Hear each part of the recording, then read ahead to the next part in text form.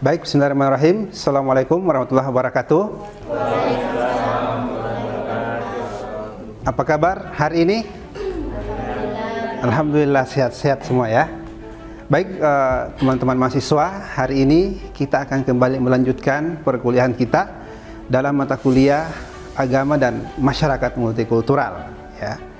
Seperti yang sudah kita pelajari sebelumnya ya, bahwa ini adalah lanjutan dari pembahasan kita ya, dalam hal ini pertemuan yang kelima. Nah, adapun yang menjadi pokok pembahasan kita hari ini adalah bagaimana teman-teman semua ya mampu menganalisis proses konflik sosial ataupun kekerasan berbasis agama dalam masyarakat multikultural ya. Dalam hal ini bisa dalam konteks Indonesia ataupun konteks negara-negara yang lain yang dalam hal ini memiliki keragaman dalam hal budaya mungkin ya, keragaman agama, pandangan politik, ideologi dan seterusnya. Nah, sebelum sampai di sana ya, saya ingin mengajak teman-teman melihat gambar ini ya.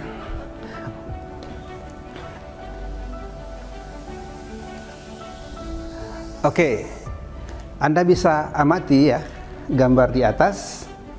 Saya ingin meminta 1-2 orang untuk mengungkapkan pendapatnya ya. Mungkin saudara Lukman. Silakan Lukman. Kira-kira Lukman, apa yang bisa Anda petik atau simpulkan dari gambar tersebut? Silakan ya. Gambar di atas itu merupakan konflik sosial yang terjadi di masyarakat, yang mana terdapat perselisihan. Salah satu contohnya itu tragedi Ahok kemarin, yang mana ini mengklaim agama. Terima kasih Lukman ya atas responnya. Selanjutnya siapa lagi? Oke, yang di sampingnya saja ya. Arif, seperti apa Anda melihat gambar ini?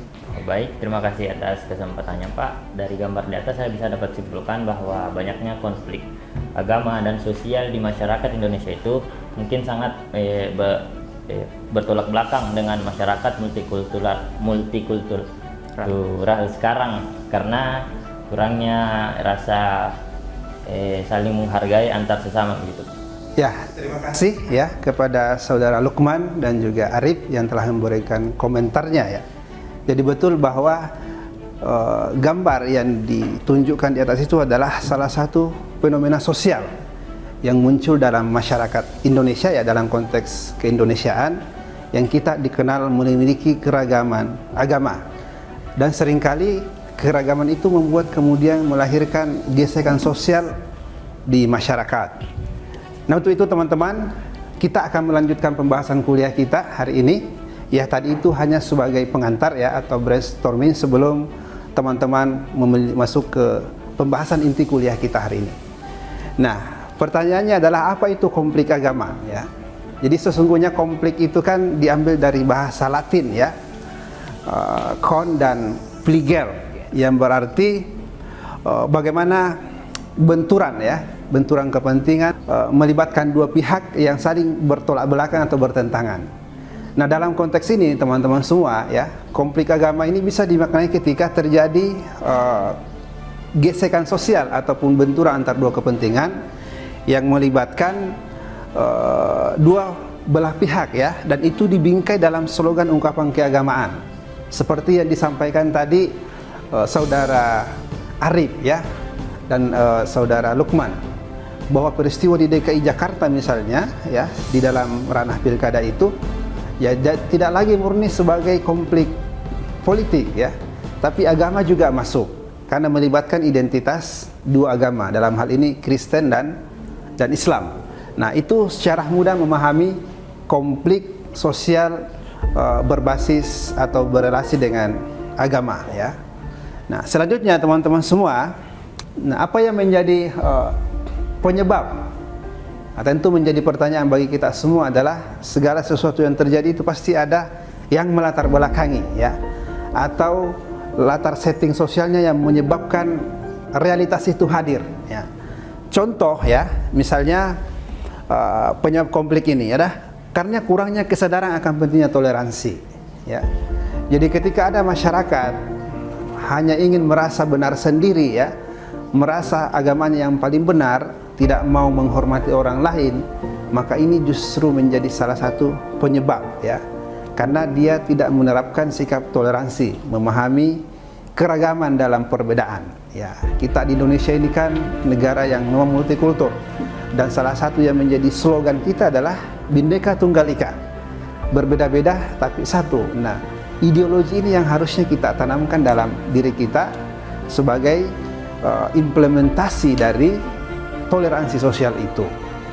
Nah, ketika itu tidak terjadi, maka disitulah terjadi konflik sosial ya teman-teman semua. Yang kedua ya, kurang kesadaran tentang pentingnya hidup harmonis. Jadi boleh dikatakan kesadaran tentang harmonis ini adalah basis atau basic daripada atau pondasi daripada melahirkan kerukunan sosial.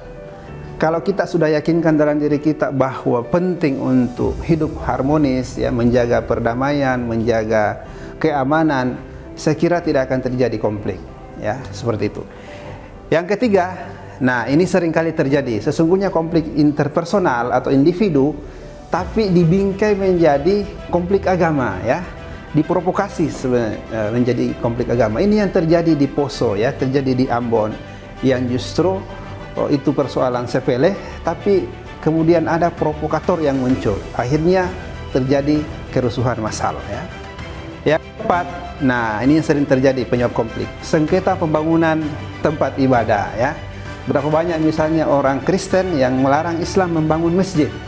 Setiap orang itu memiliki hak yang sama untuk mengekspresikan keyakinannya, termasuk memberikan kebebasan agama lain untuk membangun tempat ibadah. Tapi tataran praktis masyarakat kita kadang-kala belum siap menerima perbedaan. Nah, ini masalah ya. Yang terakhir, agama yang diselewengkan. Artinya apa teman-teman semua? Bahwa seringkali kita menemukan kelompok-kelompok tertentu yang merasa benar sendiri ya. Nah, apa yang terjadi ketika konflik itu menyeruak di permukaan? Tentu akan membawa implikasi sosial atau dampak dalam masyarakat. Yang pertama adalah retaknya persatuan ya masyarakat, atau kohesi sosial itu akan rusak ya, atau tidak lagi terjadi harmoni atau disharmoni.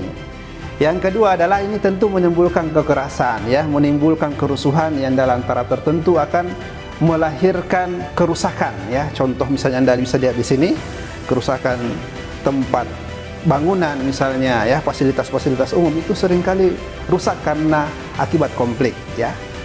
Yang ketiga ya, tentu akan berdampak terhadap ekonomi ya, merusak tatanan ekonomi, ekosistem ekonomi. Berapa banyak misalnya negara-negara di luar sana ya, katakan di negara-negara Arab yang sampai hari ini runtuh ya, tidak mampu eksis karena konflik agama yang tidak berkesudahan.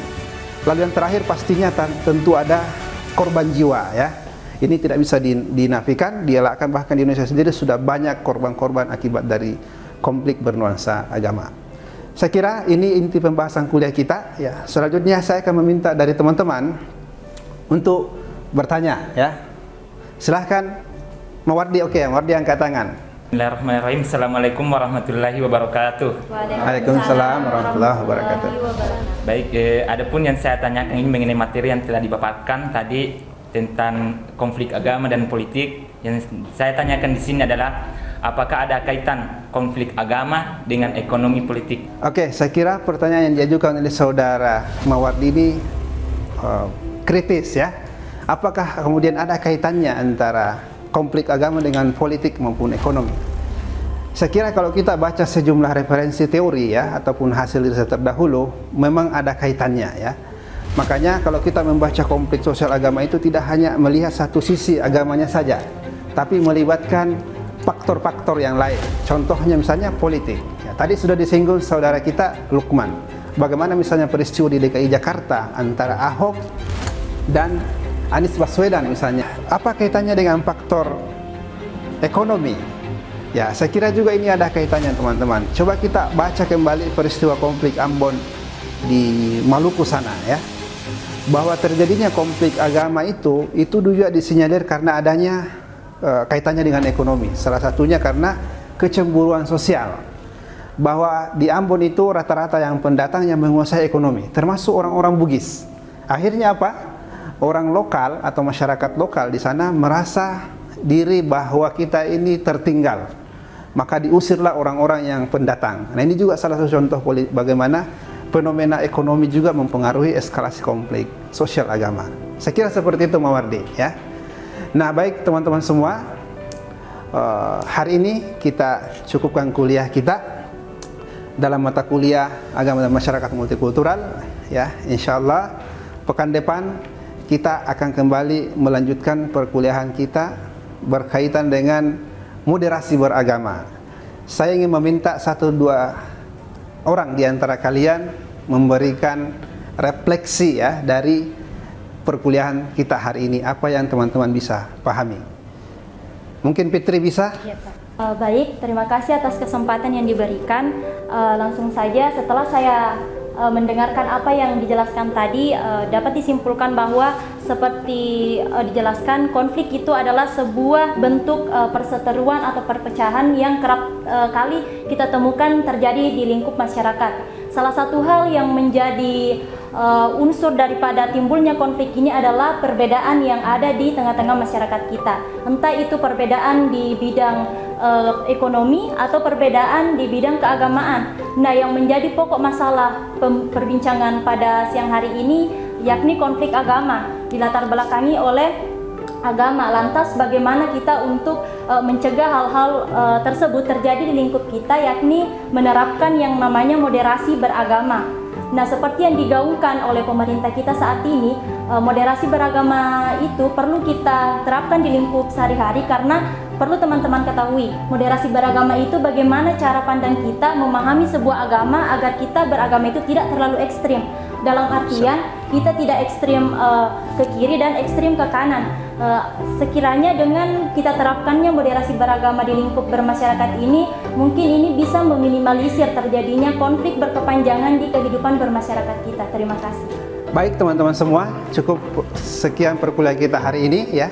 Silahkan teman-teman isi absensi di Edlink, dan pastikan bahwa Anda membaca artikel yang akan saya berikan yang berkaitan dengan moderasi beragama sebagai langkah preventif mencegah konflik sosial agama itu sendiri. Teman-teman bisa membuka Edlinknya, ya, mengerjakan kuis dan menjawab soal esai. Kita ketemu pekan depan dalam suasana pertemuan kita berkaitan dengan agama dan masyarakat multikultural. Mudah-mudahan semua sehat dan kita bisa berjumpa kembali. Saya akhiri, Assalamualaikum warahmatullahi wabarakatuh. Waalaikumsalam.